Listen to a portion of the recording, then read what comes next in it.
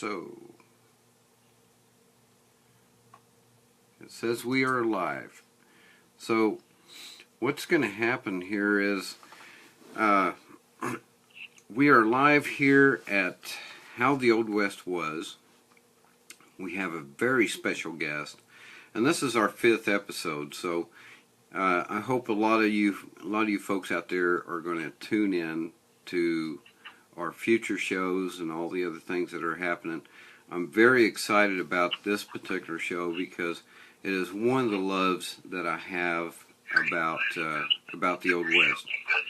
And we have a very special guest. His name is Buck Montgomery. Buck, why don't you say hello to the folks out there? Well, good morning. I tell you, I wake up so early that I wake the chickens up. So I wish I could say that they wake me up, but it's just the opposite. Good morning, everyone. I hope you got a nice cup of coffee like I do right now. And let's have a nice conversation. Let's see if we can educate you just a little bit on all those behind-the-scenes things that I know you love in old Western movies. Exactly. We want to talk to you about the way Hollywood does all the stunts and stuff. It's quite interesting, and I'm sure it's a lot of work. And Buck, I'm sure you can actually kind of like go through and talk to some of these people and kind of, like you said, do the education about the stunts. You want to go ahead and give us a little bit of history about the stunts back in those days? Sure. I can do that. I'll tell you, and it's like anything else. Things evolve. Stunts, how they originally started, have changed tremendously. Of course, we can thank something called CG, which is computer generation, for that. But stunts started all the way back, actually, to the stage. And we're talking the stage all the way back to the time of Shakespeare. But let's advance that quite a bit, and let's go to the American stage. So on the American stage, when they would do performances, there were a lot of fight scenes, and that's where they came up with the term stage fighting, or what we call now combat fighting. And so in stage fighting, and this is something that I do in my live shows, is we demonstrate you had to make full contact, so what they call full contact stunts. Because when it went from the stage, on the stage, of course, you don't have what they call Foley artist in the film industry or sound effects man. So you actually had to make contact with them, whether you're getting them, giving them a chin drop, kicking them in the face, in the chest, wherever. It had to make noise. So when it got onto the screen, of course, not the silent films didn't have to worry. But once the talkies came in, if you look back on a lot of these old B-Western serials, and even the movies that didn't have a Foley artist, did you ever wonder why all those cowboys had a real love for leather? They all wore leather vests. Okay, they wear chaps. They wear leather gloves. Well, that leather to leather makes a great popping noise, and it creates a very loud sound that gives you that punch sound as you're doing it. So once they got past that, once they got better with sound effects and they threw things in, at first they were still doing full contact stunts. Move forward a little farther, and I'm just going to base it down here to stunt fighting because that's a strong element in stunts. Once you took that, if you look at what is a movie stunt now, it's completely different. I mean, you can throw a punch. I could actually almost make you a stuntman to a point. Hence the reason why probably Tom Cruise says that he's a professional stuntman. But right now, I can throw a punch at you and be 6 inches away because there are so many camera angles, anywhere from 5 to 30. You don't have to even come close to hitting them. Whereas in the old days, you had 1 or 2 camera shots, and you actually had to make contact. So, and in the business, you had to sell it. Even all the other stunts, the high falls, the horse drags, all these things, and you see a lot less of that these days, but thankfully, you're seeing a lot more of that. Right. Because there are so many indie westerns out there, and indie films, not just westerns, but indie films, which is great. Well, people don't understand. People ask me all the time, say, well, why are they using computer-generated imagery? You know, why are they using, the best example of that was oh my God, the disaster of a film, The Lone Ranger, all right? Right. People ask me all the time, they said, Buck, I mean, is it really hard to make a horse run on top of a train? I said, no, it's totally impossible. Right. I said, that wasn't even real. So, and what people don't understand is that, and I don't understand this, computer generation costs probably 8 times more than actual live stuntmen. Wow. But they use it because it's quicker for them, but it's costlier. So all these big budget films, they use a lot of computer generation, whereas the indie films are strictly just, they're going back to old school, and that's where it's good for me and some of the young people that I work with and that know how to do full contact stunts. So it's kind of come full circle again because of the movie industry, that those kind of things are coming back. Right. So there you are. That was a very large nutshell, wasn't it?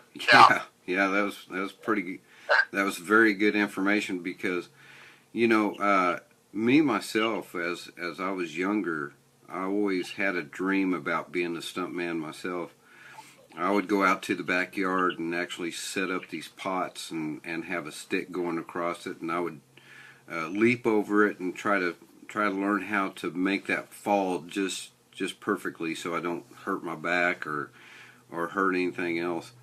I'm sure there's a lot of preparations in actually doing the stunts that you do. Maybe you can kind of like talk a little bit about that.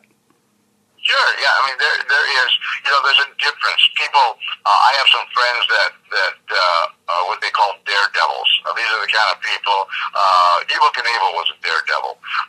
And some of these people that you know, want to take a car up a ramp and see if they can, you know, go nose first into a bunch of other cars, you know, 150 feet farther out, in front of a grandstand. Because they're making the money how many people pay tickets to go up to that gate. Those people are daredevils, okay? None of that has really been thought out and set up. I don't care what they want to say. It's probably a little more now. But those are, and they'll be the first to tell you, I'm not a stuntman. I'm a daredevil, okay? Yeah. Well, stuntmen aren't daredevil. If you're a daredevil, then you shouldn't be a stuntman because everything is thought out all the way from the stunt coordinator to the stunt person themselves. And when we do a stunt, we set up all our own gags. You know, if we work with a pyrotechnics guy, which I have a great one, we work with someone doing pyro and fire and mortar explosions and any kind of concussion blast. We want to work closely with them, so this thing is all very rehearsed. Right. You know, I personally have never been hurt doing a stunt myself. I have been hurt by other things that were involved with the stunt. I've been hurt. I've been trampled by horses, which you can't have no control over. But I've been hurt by other stuntmen. Okay, and then you immediately go, okay, I'm not going to work with you anymore. So I've been hurt by other stuntmen. I've been hurt by inanimate objects. I've had 14 or 15 concussions. So, so those things happen over time. But I always tell people that want to get in the business, and we'll go over that later. But I always tell them, I said, you know, a good stuntman, okay, doesn't hurt themselves. If you repeatedly hurt yourself, okay, then you need to get a different job. That is wrong for you. Right. So, I mean, setup is, and it's kind of funny, a lot of directors on a film set will never yell action. In the old days, they never yelled action to a stunt person or a coordinator. The reason being is because they would basically say, you know, camera's rolling, and you went when you were comfortable in going.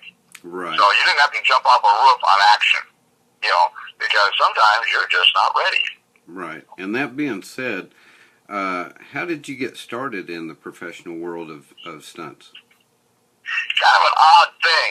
You talked about you saying that you wanted, you know, you had dreams of being a stuntman as a small boy and such. Yeah. I was actually, I grew up in Orange County, which I'm not keen about, but I grew up in Orange County when there were still oranges out in California. And I grew up about 7 miles from Knott's Berry Farm. This is the old days when it was just the Berry Farm and Calico Ghost Town. And I remember asking my dad, we watched the little gunfight, show that they did there by the train. I was about 7 years old, and I asked him after the show, I said, well, what are those guys? And he says, well, they're cowboys. I said, well, I know that. I'm a cowboy. I said, been riding since I was like 6 or 7. I said, but what's their job? And he says, well, they're stuntmen. So I'm sure I did that obligatory thing. I looked at him and I said, that's what I'm going to be when I grow up. And he probably patted me on the head and went his way. Well, when I turned 18 years old, about 2 or 3 weeks before I turned 19, I got a job at Disney Studios as an animator. I actually worked on the animating classic, Robin Hood, did a lot of the Sir Hiss character, the snake in that. And like all young people, when you get a job someplace like Disney, the last question you're going to ask, and you don't even ask it, is how much money will I be making? Because you think you're going to make enough to be able to retire in 10 years working for such a place as Disney Studios up in Burbank. Well, it wasn't. I made $152.70 a week as an animator. I quickly realized that I'm going to quickly use up every recipe I have for potatoes and hot dogs.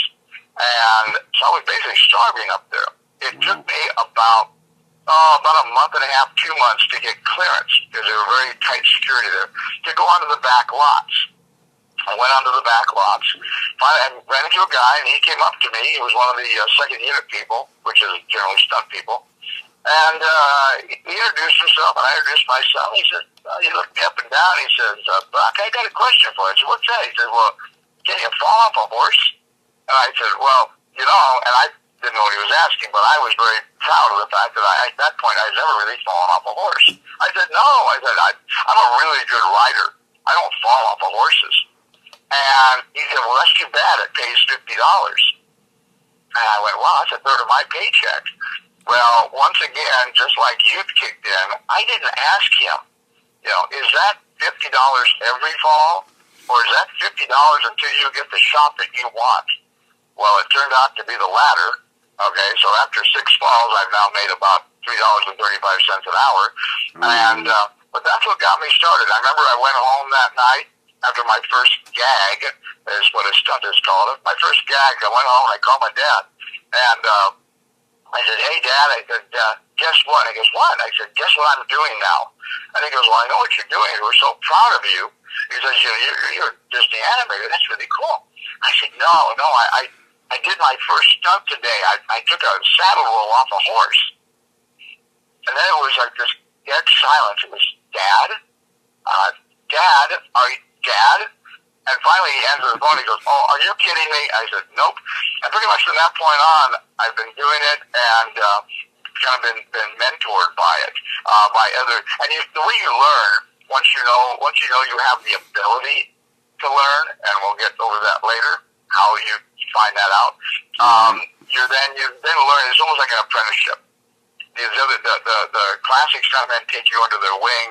They see some hours, and then they teach you. And that's the only way to learn. Don't go to a stunt school. Don't do that. Don't do that. And that goes into like, what were a few of the recognizable Western movies that you worked in, and the actors you worked with? Okay, well, I really hope these are recognizable and stuff. I really do, because they go back a little ways, but not too far back. I did a couple little films with a couple known actors, Sam Elliott and Tom Selleck, along with a bunch of other, Jack Elam, and I did the Sackets, and then I also did the Shadow Riders, which was the sequel to that. Well, I need to ask you a question, though. Sure. And this is one of my favorite actors. Did you ever meet Clint Eastwood? I did meet Clint Eastwood. I worked on a film called Pale Rider with Clint Eastwood. Nice. And I have a story about that. You probably don't have enough time for it. But basically, I did no stunts in it. I just did some writing for him, and a very small amount of writing but I sure got a tutorial firsthand, from man to man, on how to ride a horse like Clint Eastwood. Yeah. Thumbs up yeah, on that. I mean, it was amazing. I quickly realized that Clint has two squints. He has his movie squint, and then he has the squint that he makes at you when he wants you to do something right. So that was quite interesting. And on film, I'm about I don't know, maybe an inch and a half tall, and I don't even move. But it was a treat meeting him and stuff. And I did run into him later, probably 8 years after that film.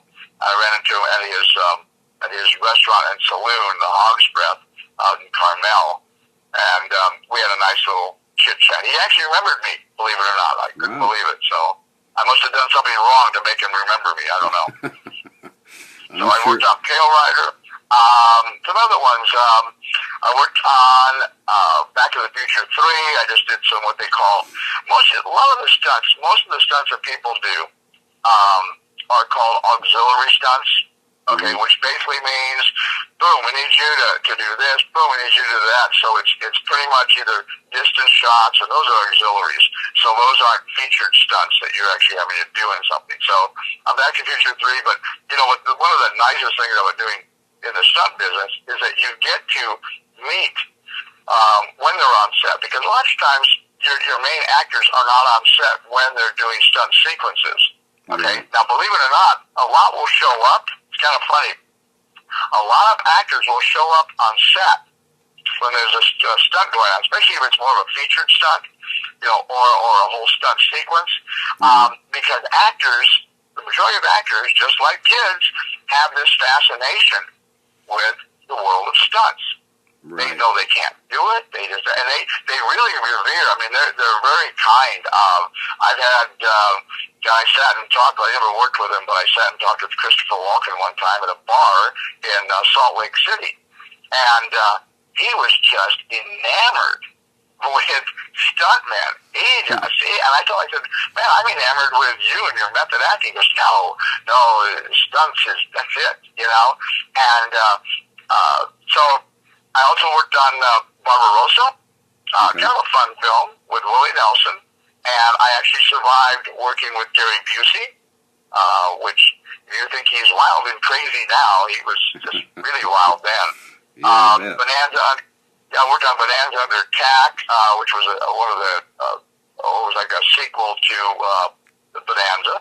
And I worked with Leonard Nimoy and Ben Johnson again and Jack Elam. And probably my favorite, there were some other ones in there too, smaller ones.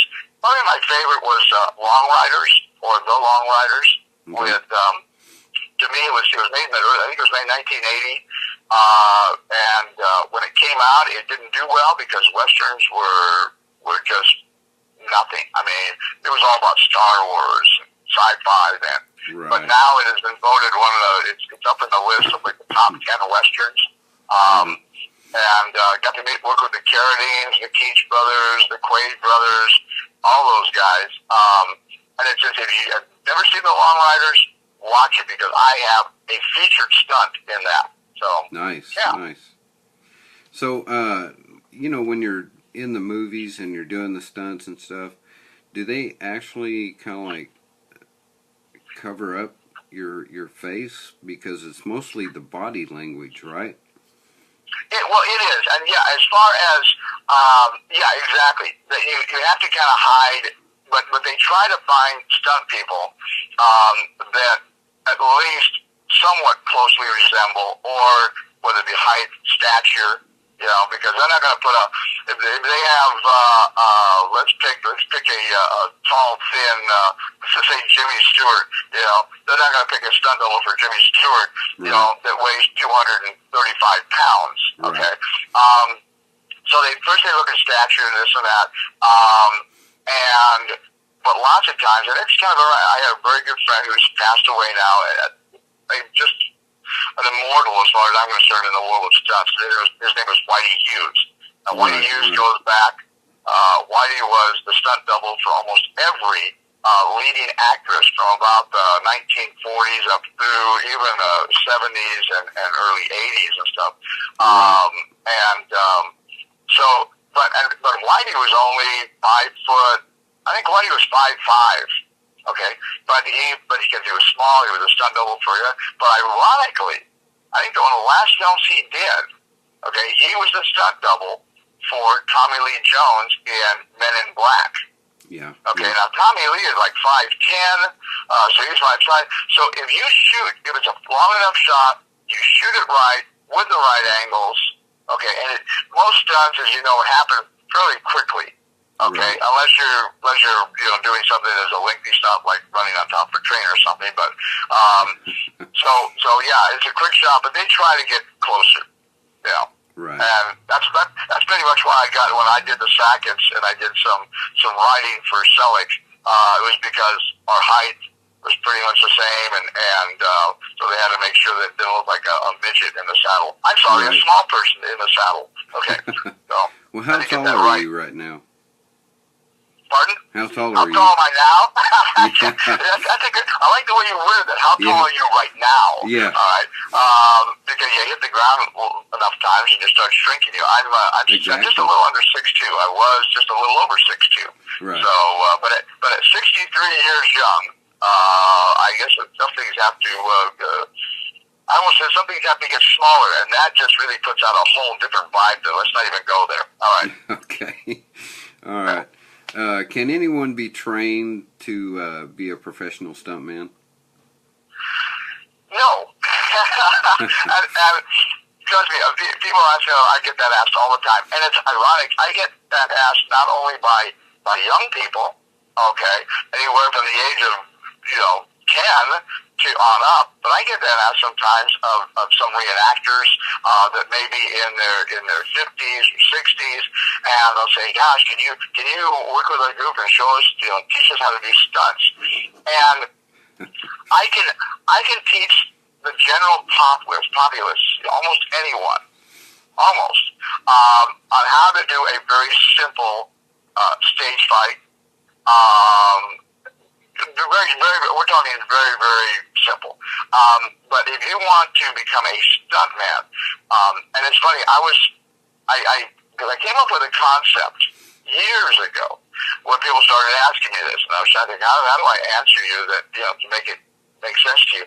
And it's funny because I was telling this story, because Don Collier, of course, from the High Chaparral and several John Wayne movies, I was at an event, and Don was there, and I was walking by Don, and Don stopped me, and he said, and I did a great Don Collier, and he goes, "Hey, now, Buck, I'm just wondering now, I was wondering, can you tell me, could I be a stuntman?" And so I said, "No, Don." I said, he said, maybe. He says, "Well, what would you do to train me?" And I said, "Well, here's the first thing I do," and this is literally what I do.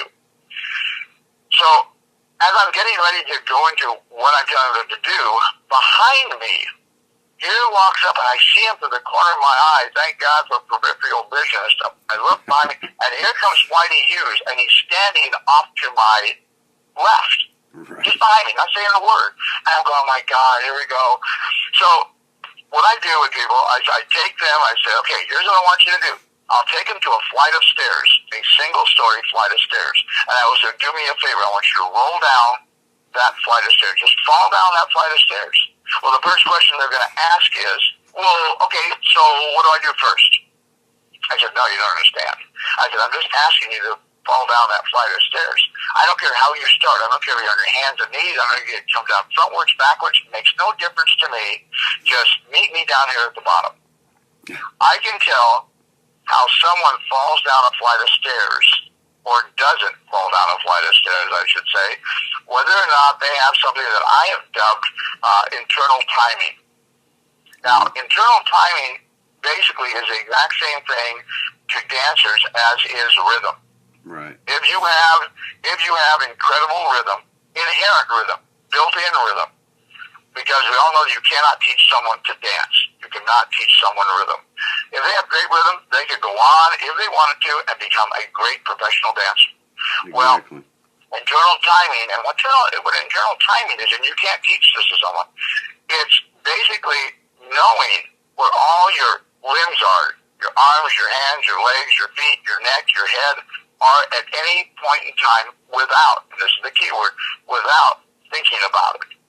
All right, so if I'm going to jump off a horse and I have to hit right there on that cue spot, then I'm going to see I'm in the saddle and I'm on the ground. Everything that happens between that, I don't worry about where's my right wrist, where's my neck, where's this, where's that, and it just happens naturally. Okay, so I'm going to say probably one out of maybe 500 people have it. Wow. Okay, and it's just it's a unique thing, and I didn't know I had it until I rolled off a horse, and it was natural. I didn't think anything of it. I wasn't worried, because what happens if you don't have it, you're so worried. And when someone rolls down a flight of stairs, I can see if they're tensing up, and I'll see a leg get thrown out to the railing. I'll see this. I'll see their ankles get twisted. So you can't do it. Well, so as I'm telling him this story, and Don's nodding his head with appreciation, thinking, okay, I understand that. And all of a sudden, I tell him about this internal timing thing. And I finish. I said, well, that's how you figure out if someone can do stunts. And all of a sudden, Whitey taps me on the shoulder. So I look surprised as I turn around, pretending I don't know he's there. And I turned around, and I got ready for him to just blow my theory right out of the water. Right. I thought he was going to say, Buck, you're just an idiot. All right? Tapped me on the shoulder. I said, oh, hey, Whitey, how are you? He's good, Buck. I was just listening to your story there, your idea. I said, yeah. He said, you know what that is, Buck? And I said, oh, my God, here it comes. And he says, that is perfect. I have never, ever been able to explain that. That's perfect. Now I understand. I mean, my God, this guy's a legend, and he's telling me that I'm actually right. So that's the way it works, is because when you work with things, it's not only about timing, but and a good example of that is I got trampled during a live show. I think it was 4 years ago. I was doing a live Wild West show out in New Mexico, and something happened that got the horse off its mark, the horse and rider. Well, I know what happened, but I won't throw one of my stunt people under the bus for this. But I know what happened, and the horse was now about 2 feet to the right of where he's supposed to be. Well, this horse is supposed to gallop by me as I've got my back to him. And the rider would do what we call a false sweep, which is basically he's going to put his hand down and his right hand and just tap me on the shoulder as he rides by. That throws me forward, and now it looks from the audience, it looks like the horse has hit me and thrown me forward. Well, the horse actually hit me, okay, with its right shoulder. Threw me forward. I hit the ground, which was not prepped ground, which we usually use, and it's very hard and rocky. I hit the ground, and then the next thing I knew is that horse stepped on me with every hoof. I know because I was counting. Actually, I thought he was part octopus, because I counted more than 4 hooves. So he stepped right over top of me, 1,200-pound horse, and I was fine. I did ruin a very good vest, one of my favorites. Okay, so I still need to have him pay me for it. But why I didn't get hurt, I think, is that when, there again, stunt people will do things automatically. And what we do, when we fall, or when we take a punch, or especially in the gut, or this and that, what we do is we fill up our skeletal system without knowing. We fill it up, and then as soon as we get contact with anything, whether it be a fist or a horse on the back of you, you release all that air. And when you do, and people can try this at home, oh, look at that. It's become a virtual fun thing now here on Facebook. If you take a deep breath and then push on your chest cavity and your ribs, all right, it will be like a solid rock. If you let all that air out, your ribs are basically flexible. I mean, they will go anywhere. So that's what we do. And the majority of people would have just, as soon as they felt that horse, they would have tensed up, and they would have broken, they probably would have killed him. Right. Okay? That's why people in accidents, that's why they tense up. You get hit from behind, you grab that wheel, you tense up, you take in air, now you've got a solid surface, that airbag or that steering wheel hits you, and it's going to break your ribs. Right. Where the inebriated guy is relaxed, he doesn't know what's happening, he's fine. So this is not an excuse to not get hurt in car accidents and drink a lot. All right, no, that's way wrong. So that's it, kind of in a nutshell. No, I cannot, but that's my pre-qualified, and that goes back to stunt schools. Stay away from stunt schools because what they want, they would like to have your $5,000, okay, for 2 weeks and learning how to do it. I have seen more people go to stunt schools, pictures of them with their little certificate, which means nothing in the world in Hollywood, as a little certificate, and they've got their arm in a sling, they've got a neck brace on, okay, because they've hurt themselves because they didn't pre-qualify them. Yeah, so, I want to say I want to say something about that too, because it's like, you know, folks, when you're out there, always keep in mind, you know, Buck's been doing this for years and years and years. So don't try to think in your mind that, hey, I can do this once, I can do it twice, I can do it 3 times, and get it all down packed. Because, you know, and I'm sure you would agree with me, Buck, is it's very dangerous. You have to be up on your game and understand every element that comes around you. Oh, I just lost your audio there. Oh, okay. There you're back now. Okay, so you can hear me now then, right? You're back now, yeah. Okay, cool. So the thing is I told all the folks out there is you know, don't go out and try to do this at home because it sounds, to some people it may sound easy. It may sound like, hey, I can just fall off of something and I'll be all right. You know, yeah. and Buck has been doing this for years and years, folks. So what I'm telling you is, don't go out and try to do something stupid, like we've seen thousands of people do that get on YouTube and Facebook and they try to say, okay, I'm going to jump off this building, I'm going to fall on this mat, and I'll be okay. Well, you know, it's way different whenever you're in Hollywood, and the thing is, exactly. you know, it's like these people are professionals. They put it to the point where it's like, hey, we don't want to get anybody hurt. Everything is in safety mode, and I'm sure you would agree with that, right? Oh, I wholeheartedly, and because, you know, hey, we don't have a death. People say, do stuntmen have a death wish? I said, my God, no. Yeah, I said, maybe there's been one in the history that had a death wish. Who knows? But no, and that's the last thing, because this is a job force. I mean, you know, I have people ask me a lot. They say, well, do you do everything? I said, no, I don't do everything.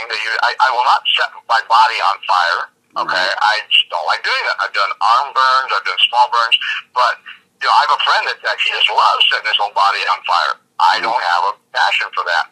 I don't enjoy doing. I'll get hit by cars or motorcycles. I'll do some motorcycle stunts because I like motorcycles, but I won't generally do. I don't do car stunts because I can do that on the freeway any day, and I don't want to roll a car. Okay, I don't want to, you know, crash a car. It's just not my thing. Whereas a lot of people, I worked a lot with horses. A lot of people go, I didn't want to get near one of those things. All right, so it's a misnomer that there are very few stuntmen over the years and stuff that were so multifaceted. One of them, who is still with us, and a very good friend of mine, now living up in the Cottonwood, Arizona area, is Neil Summers. Cool. Neil Summers goes so far back. He got his start with Audie Murphy, actually. Did countless John Wayne films. This guy, but he does literally almost everything. Okay, so because, I mean, there are people out there that just love to jump off of, you know, 300, 400-foot buildings. Great. Right. Have fun. You know, I mean, 66 stories is my max. Right. You put me at 6 stories and a phone book, and I won't jump. Right. So, and what's funny is a lot of people, there are a lot of, and this is I guess the only people that stunt people ever butt heads with, okay, is sometimes the director. All right, so because you're the stunt person, you're doing the stunt, and I've only said no one time to a second take on a stunt. And I basically told him, I said, if you want me to do it again, I'm not doing it. And if you want to get someone else, fine, I'll walk. And he finally conceded, said, no, okay, we'll use this. Because I was doing, this is out in Stockton, California. Like, this was just I think it was like a 3-story fall. But it was, the area to hit was really tight and compact and such. And so I did this stunt. He told me what he wanted. All right. And I did it. Boom. And it looked, I watched the playback, and I thought, wow, that was good. I like that. And he's looking over, he goes, let's do it again, but could you give me just a little more of this? And there was something about it, I just didn't feel good about it. In my gut, I went, I can't do this again. I'm not going to do it. And I told him, I said, no. I said, if you don't like that, that's what I told him. I said, I'll walk, or you hire someone else. And he goes, okay, we'll use that. Because I just had this thing inside of me going, I don't feel good about this. So, right. And you got to make that happens a lot to people. In the old days, with high falls, it's kind of funny. In the old days, I don't know if it's still the same way, but when most high fall guys that did buildings, they would never take the elevator. It was one of those, like, wives' tales, one of those things that was like a superstition for them. So you had to walk the stairs. Right. So I'm thinking maybe that's why I'll only do 6 stories, because I don't want to walk up any more than 6 stories of stairs. Maybe that's it. So well, that goes to the question of which I want to ask you. What was one of your favorite stunts that you performed? My favorites, and I've done a few that were kind of my favorites and such. I mean, because of some of the people I got to work with. But as far as a stunt, we'll go back to the Long Riders, which, like I said, if you haven't seen it, buy it. I think you can get it on Amazon for like, I don't know, $8, something like that. You can find it at Walmart for that. It is a spectacular Western. It is one of the first authentic Westerns to come out. And it's, of course, it's about the James Younger gang. And we did a scene in there. The Northfield raid scene took, oh my God, when you watch that film, the Northfield raid scene at the end took probably almost 2 weeks to film. It is so incredibly stunt intensive. But I was on the set doing some auxiliary stunts, doing some writing and this and that, because there's a lot of writing in it. And I was approached by the director. And he came up and he's looking at me up and down. And I said, he knows Walter Hill. And I said, oh, yeah. And he walked up and he says, Buck, he says, can you run on top of a train? And of course, as a young stuntman, I kind of paused. And I thought, wow, yeah. I mean, of course. I just did it last week. Well, I didn't tell him that. But that's kind of the persona I gave him. And he goes, great. He goes, well, and we filmed this out in Northern California. The 1897 Railway in Jamestown, California, which is also the Petticoat Junction train and the High Noon train and the Pale Rider train and all those other trains. And so I practiced on a stationary train. We had to support the roofs on them because these are very old cars, about 1905, 1910, and they have like a canvas surface on the top. And but jumping up on top, I quickly realized that the ventilator stacks go down the center, and then the roof pitches on each side. It slopes down, hence for rain. So I had to pick one side or the other. Well, fortunately for me, I picked the left side because my right leg, I was born like this. And don't feel sorry for me, but I was born with I had like a hip displacement, so I've got one leg that's about an inch shorter than the other. Right. Okay? That's the reason since I was a little kid, I walked like a cowboy. Before any injuries. Now I really do. So I did that, and I practiced, I don't know, probably 6, 7 times, running, jumping. And we went out on site. I think it was less than a week later. Got this steam train cranked up. Well, first I had to mount the train from the back off the caboose end, that was the easy part.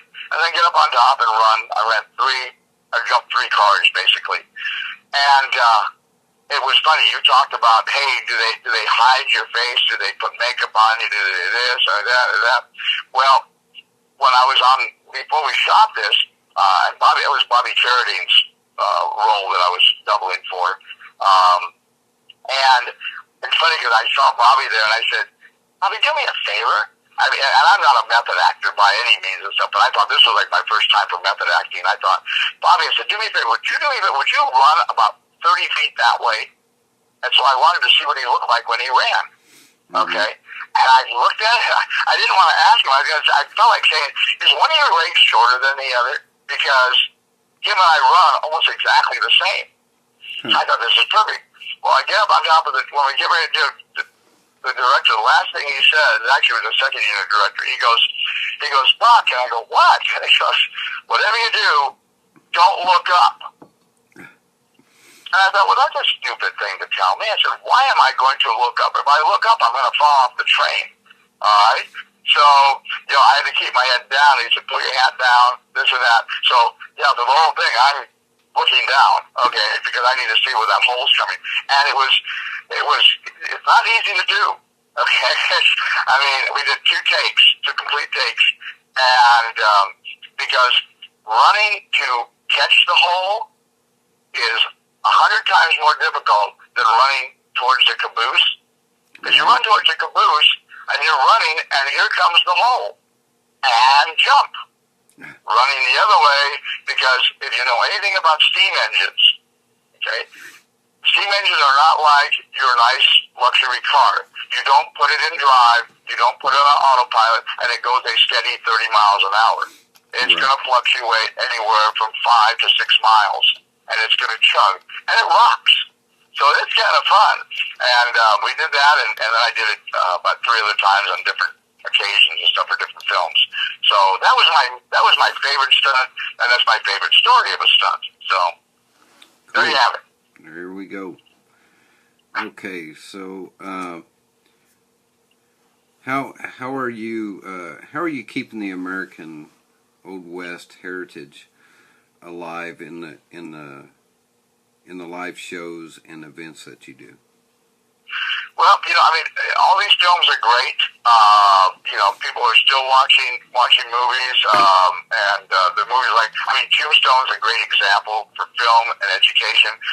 When Tombstone came out in '93, it prompted a lot of people to want to know more, because of course, like any film, okay, we take liberties on things, okay, as far as the historic element. But what it did when Tombstone came out, all of a sudden people are enamored with Doc Holliday.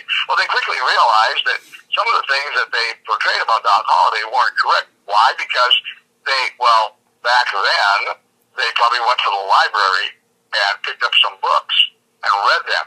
Today, you'll go to Google and you'll type it in and you'll quickly learn more. Well, it prompted a lot of people. So I call it spoon-feeding people history through entertainment. And so in my live shows that I do, as far as the stunts go, that's one thing, because I do full contact stunts. I show them how it was done in the Old West. But then even in our shows, and even if the show is mine are more hysterically correct than they are historically correct, but we look the part, everything down to, all the accoutrements, the guns, the this, the that. So people are always coming up and asking, what are those? And what is that? Those things on your shoes. I said, well, number one, they're boots. They're not shoes. And those are spurs, and those are dinglebobs, and those are rowels. And so it gets kids interested, and adults. I mean, we were just out at Old Tucson this last weekend, and I had people there that, they were just enamored. Oh my God, I got to know more. And because you tell them just a few little tidbits about the history of the Old West, and this is why we're out here. And it's America's lifestyle. I mean, this is one of the few things, this and jazz music, that we can actually call our own. And we're thankful, as far as America's Old West, we're thankful for the vaqueros, because without them, we wouldn't have some of our horsemanship skills that we have today, and some of our things that we do as cowboys and working cowboys. And I'm actually, there's an organization called the National Day of the Cowboy, and I'm actually one of only 7 spokesmen for that nationwide. And so that's another thing we do. We try to educate them about, and what we do it because Hollywood has taken the cowboy, and turned them in almost all into gunfighters and gunslingers and stuff, when the true cowboys Most of them never carried a gun because I'm sorry, I don't have $25. I don't have $12.50 for a Colt revolver. All right, and why do I need a gun anyway? I'm working with cattle. You know, so usually on a trail drive, you'd have one cowboy that would have a gun, maybe.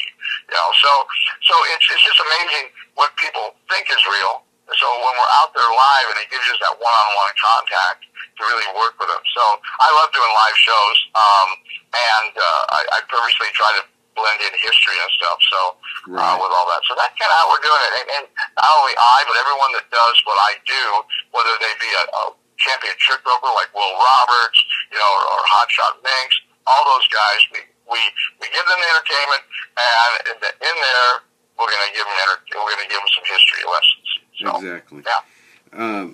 You know, you know that I'm a carpenter, right? Yes, I do. I do.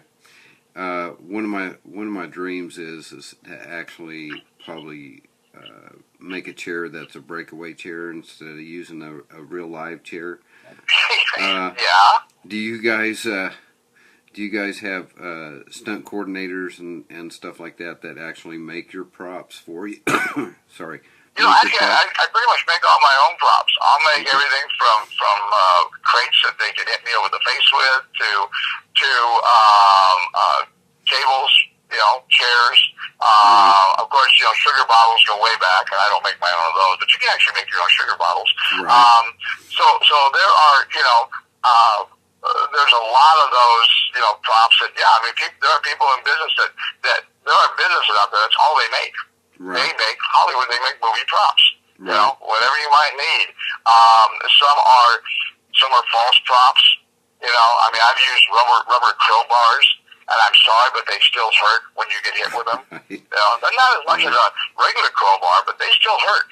Right. You know, and because there's still a piece of metal running up inside of them, it's sort of rubber. So yeah, I mean, that's a whole other story. Is stunt props. I mean, those are amazing, and you get down all the way down to squibs, and you know, you have to really trust somebody. Because when you put a squib hit on, especially if you got multiple squib hits, there again, watch the long riders. You'll see some of the best squib hits ever. That is basically an electrical charge that is sitting there on your chest. Okay, and you hope that prop master and that armor and stuff knows what they're doing. Right. You know? So, and you know, we can do another episode on something like that, strictly on props and all that kind of stuff later on if you want to. sure. But I do want the folks to know how they can get a hold of you in the shows that you do. You do it in Old Town Tucson, right? I do Tucson. I'm up in Kanab, Utah every August. I've always got things coming up, very special events. Okay. So let's tell the folks a little bit about how they can get a hold of you. Like, let's say, if there is a prestigious stuntman, so to speak, out there that wants to actually get in touch with you and wants to be part of maybe a movie or something like that. Sure. And if they just have questions or I mean, there's a lot of people. I mean, you know, a good way to get started. I mean, a lot of people always want to be an extra in a movie. Okay, right. which is great. But there's also people that want to start as an actor, maybe move on to something bigger. So I'm going to give everyone my personal email address, and you can repost this if you want, because that to me is the easiest way for them to get hold of me, for me to send them information, answer questions and such. So I'm going to spell it for everyone, okay? And then I don't know, William, if you want to post it whenever you want to post it on things. Right. So it is. My email address is basically drbuck@cox.net, but now listen closely. I'm going to spell it for you. It's D as in dog, R as in Robert, B as in boy, U as in uniform, C as in Charlie, @COX.net. So it's drbuck@cox.net. Now, my name has got a K in it. My email address does not have a K in it. That's called human error. That means you hit the submit button and you quickly realize that I just spelled my name wrong. So it's drbuck@cox.net. drop me an email. I'll keep you posted on where I'll be doing things and what I'll be doing at these events. Like I said, we do a couple little Tucson, but we do travel around in different areas, and we might be in your town doing a show or close by anyway. So, I welcome anyone that wants to do that. Yeah, and if you are in my town, make sure you get a hold of me. Exactly. Okay. So, or if you got a gig for me, I'll come to your town. So. Yeah. Well, I'm starting a tour deal, so. Oh, that's right. You are. Yeah. You are and such. You know. And that's all in the works, and we hope that we can actually come by your place whenever you put on the acts and stuff. That the people want to come in and actually visit with you, probably even talk with you if you're not too busy. That would be really cool. I've also got some videos. If people they email and stuff, I've got. I ran the Ponderosa Ranch for almost 12 years up in Lake Tahoe, which is of course the home to Bonanza, which is no longer open to the public. And I actually have the only living history of the Ponderosa Ranch that is a video. I think it's with shipping and handling, I think it's something like $15. But it's basically almost an hour-long video that's got all the behind-the-scenes stuff, which is the fun stuff about the filming of Bonanza and the actors and the Ponderosa Ranch is a theme park. So if they want to send me an email on that, and I've got pictures and stuff and so forth and so on. So, nice. You need to do your tour up in Kanab, Utah. Definitely. Yeah, exactly. I love that. Now, here's another thing. Let's see if my mind didn't go blank. Does that ever happen to people? Yeah. Anyway. Well, I have an excuse. See, I have an excuse. I have like 14 or 15 concussions. So actually, I had 3 concussions whenever I was a kid. Well, you're on your way. So look at that. So it's like, are we having competition? No, but it's basically kind of like hitting that direction, right? Exactly. No, I think as we get older, we just kind of like ad-lib our life, so to speak, and say, okay, there it is. That's reality, right? Yep. So, no, but what I was going to say is we want to say a great deal of thanks for having Buck on our show. You have been a really great host, and one of the other things that I want to do before we leave is there anybody out there that wants to ask Buck a question before we shut off the live show? If you do, why don't you message in there, and I will take a look at it and see. And then that way Buck can answer your question right here and now, live. So let's give a few minutes, and Buck, you can actually tell us a little bit about what your next project might be. Okay. Well, I know we did have one question that came up yesterday for one of your viewers and stuff, and I believe the question was, how do you get into Western movies? All right. So there was that question. I think it came from Justin or someone like that. Yeah. I tried to remember. Yeah. And I'm not sure Justin, not Jackrabbit Lutz, but I think it was someone else. Yeah. And I see a question out there. Do I have a Facebook page? Yes. If you go to just Buck Montgomery, go ahead and send me a friend request, and I will send that right back. I will answer it and send it right back. Just when you send a friend request, say, hey, I saw you on the live show, so I'll answer yes, and we'll be friends.